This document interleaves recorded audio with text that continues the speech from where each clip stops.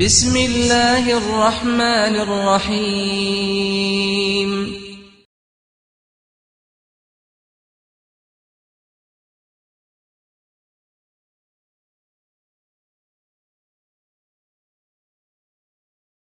أيها الإخوة في الإيمان، فإن خير ما يحافظ عليه المسلم ويرعاه ويصونه هو إيمانه وعقيدته.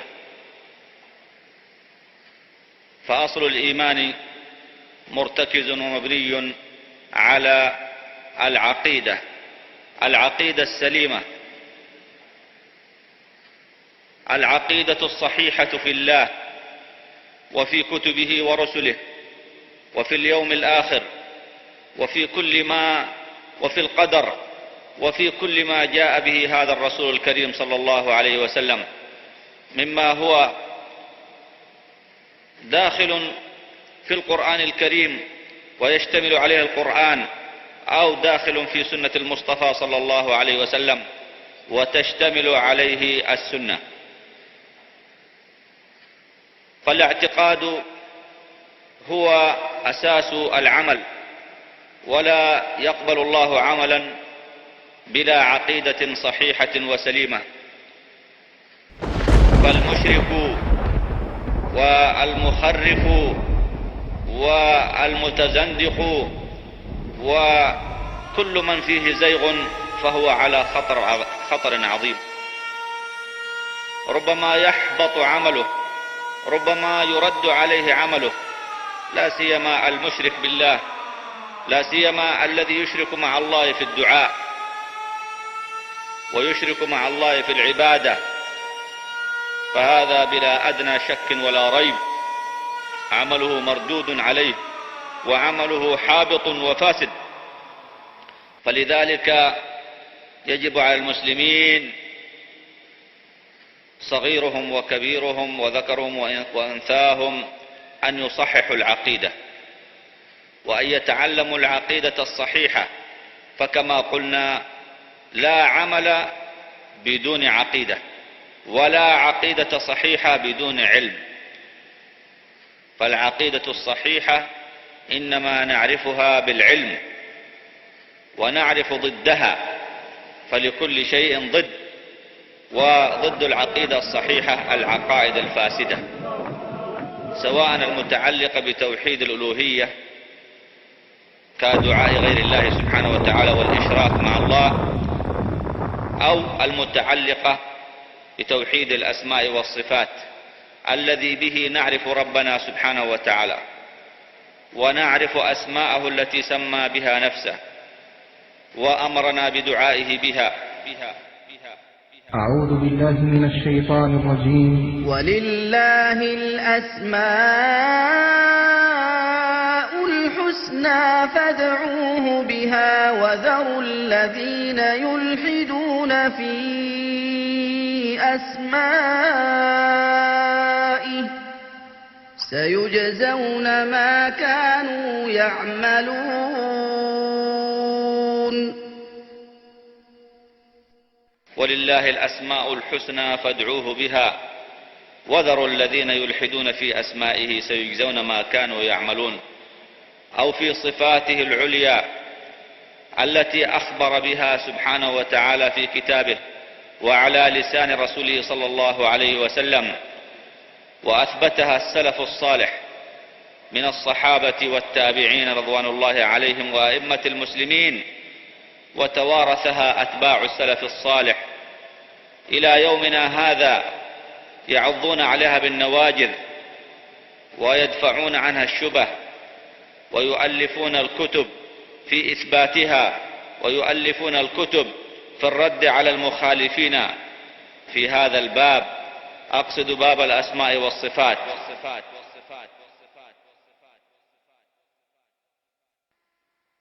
الله الذي رفع السماوات بغير عمد ترونها ثم استوى على العرش ثم استوى على العرش وسخر الشمس والقمر كل يجري لأجل مسمى يدبر الأمر يفصل الآيات لعلكم بلقاء ربكم توقنون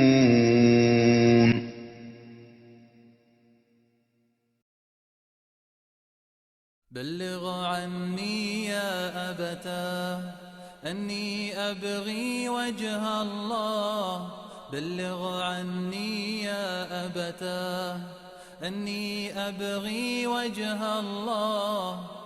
Beaucoup de versets coraniques et de traditions prophétiques nous informent que le Seigneur de l'univers se trouve au-dessus des 7 cieux, au-dessus du trône. Cette croyance doit être celle de tout musulman, comme cela le fut à l'époque de la révélation, au point que même une simple servante était capable de répondre à la question « Où est ton Seigneur ?» Mais, après cette époque bénie, vint une poignée de philosophes qui pensaient pouvoir atteindre la vérité absolue simplement par la raison et la logique.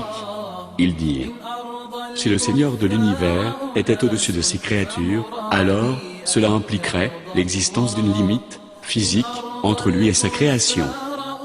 Or, notre Seigneur ne peut être limité physiquement comme ses créatures, puisque rien ne lui ressemble. Donc, il n'est pas au-dessus de ses créatures. En réalité, par ce syllogisme, ils sont exactement tombés dans ce qu'ils voulaient fuir au départ. Ils ont fait ressembler leur Seigneur aux créatures. Et en voici la démonstration. Le Seigneur de l'univers a créé l'espace et le temps, ainsi que toutes les lois physiques du monde que nous connaissons et de ceux que nous ne connaissons pas. Exemple, si je tiens un objet dans ma main au-dessus du sol, puis que je le lâche, il tombe. Ceci est une loi physique dont nous sommes témoins tant que nous nous trouvons sur la terre. On pourrait alors exprimer le syllogisme suivant. Si je lâche cet objet, alors cela impliquerait sa chute sur le sol. Or, il ne tombe pas. Donc, je ne le lâche pas. Ce syllogisme est vrai sur terre. Mais qu'en est-il dans l'espace en apesanteur? Ce syllogisme serait totalement faux pour la simple raison que le lâcher n'implique pas la chute. La loi n'est plus vraie. Revenons au syllogisme des philosophes.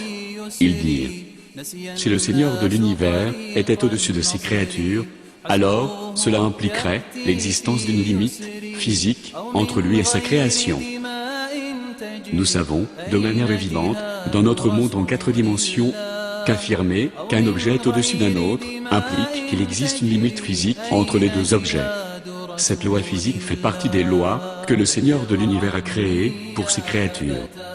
Cette loi s'applique aux objets de notre monde que nous connaissons. Nous ne savons pas si cette loi est vraie dans d'autres mondes ou d'autres dimensions. Donc, comment savoir si cette loi s'applique à notre Seigneur, sachant que rien ne lui ressemble? Mais, ces philosophes semblent affirmer que cette loi s'applique sur lui. Comment sont-ils arrivés à ce résultat? Ont-ils un texte qui l'affirme? Non, ils n'ont pas de texte. Ils ont simplement observé notre monde, puis ont appliqué ces lois physiques sur notre Seigneur. Ils ont donc fait ressembler le Créateur de l'univers à ses créatures. Par conséquent, parce que rien ne lui ressemble, on ne peut en aucun cas conclure que l'élévation de notre Seigneur implique la limite. De ce fait, il n'y a plus d'obstacle à se soumettre au sens immédiat des versets et traditions prophétiques qui nous informent de son élévation au-dessus de ses créatures.